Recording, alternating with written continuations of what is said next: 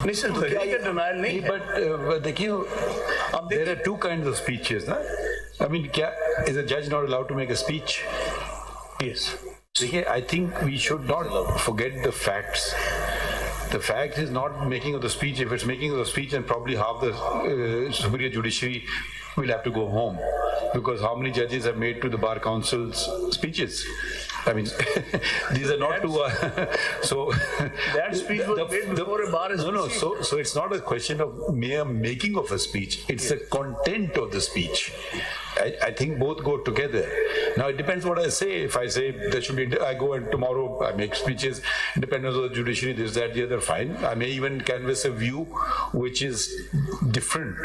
But if I make allegation against someone, so I think you can't disconnect the two things. It's the nature of the allegation. Because I would say if otherwise, then we will have to read that Article 19 is not available to judges.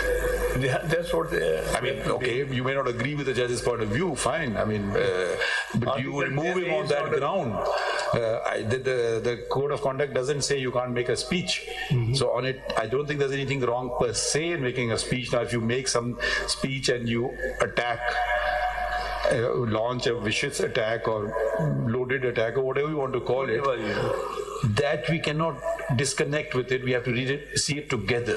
I mean, I can't just say, oh, making of a speech. I mean, making of a speech is your right. Anybody's right.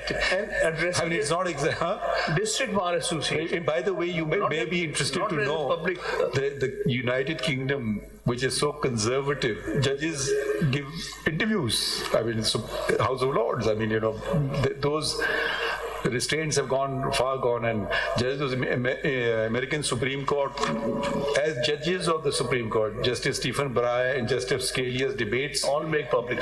Debates were pretty vicious on various law schools they were given.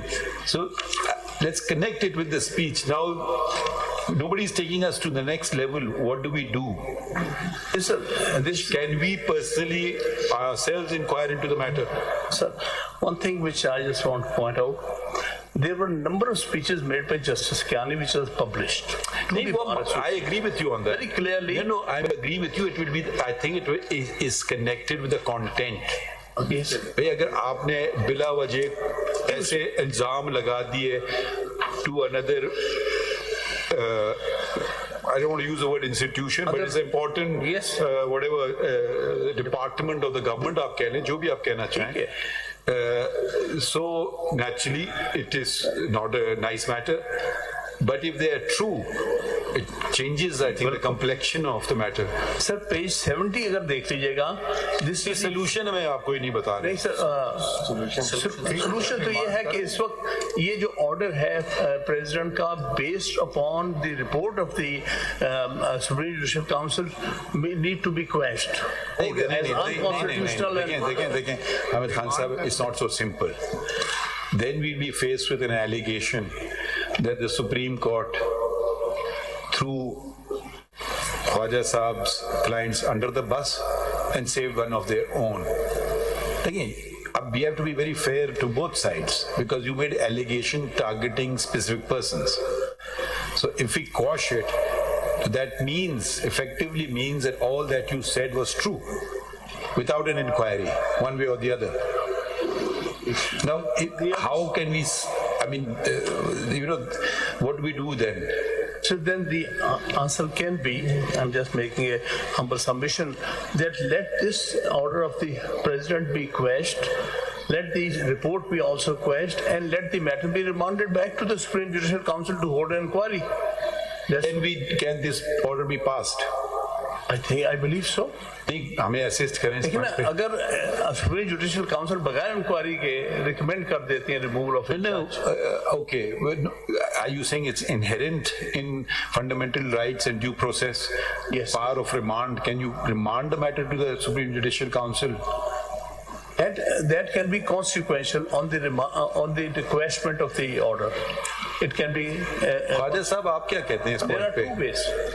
नहीं, let's see. Khwaja Sahab is senior counsel, let's see what his view is. Can we remand the matter to the Supreme Judicial Council or we can't? My Lord, may I very humbly make a submission?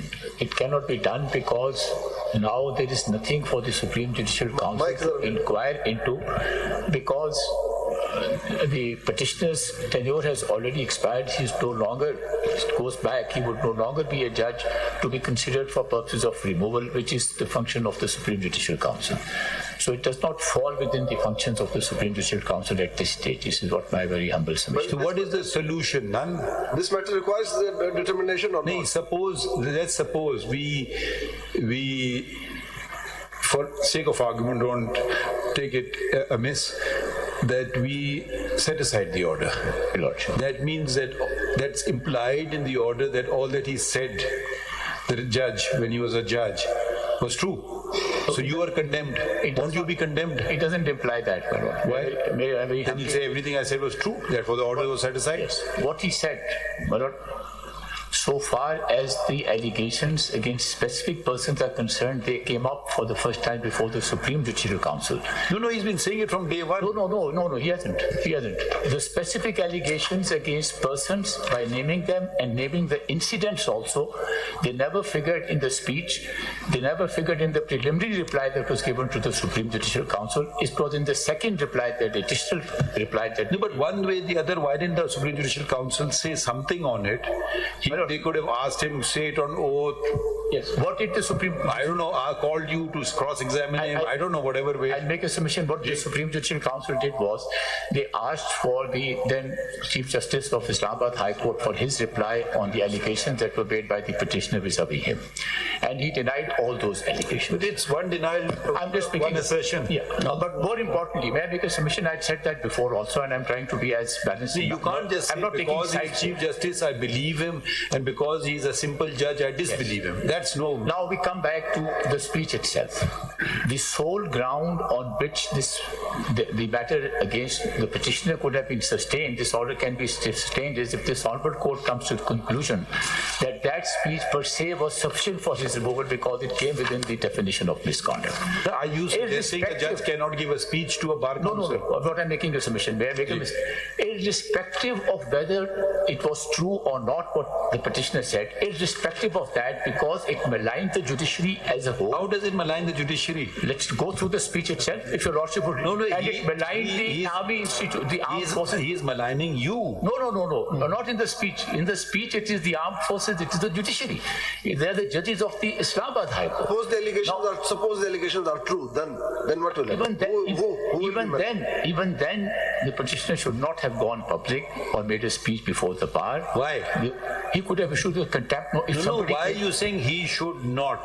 Unless you can specify some violation of some law, constitutional provision, or a constitute of the code of conduct of judges, you can't just say he should not have. You should refer to something because of this reason. The code of conduct says something to... No, refer to that provision which says that judge cannot give a speech to the bar counsel or it's not whatever. a question of giving a speech, it is a question of giving a speech which maligns the judiciary. Exactly, it's the contents of the speech. Or which maligns any institution in the country. That is... Okay, let us... Only that has to be held. एक second Khan साहब, एक second. Please refer to the code of conduct. Code of conduct मुझे निकालने. Which provision are you relying upon? But may I very humbly submit, my lord, I am not taking sides in this case. No, I know. Because your lordship is called... No, actually, देखिए, it's always beneficial to have a senior counsel like yourself. I'm just... Because we are just thinking aloud how to proceed. Yes. And we'll be next be calling upon the Attorney General as well. So, which possible misconduct provision can you bring him under? There's one provision in the Code of Conduct, Hamza, which relates to public speech. Article 2 up. Maybe you can read Article 2. I'll read that and then... I'll read Article 2 for your lordship, my lord, but I think there's another provision which talks about, this number 5.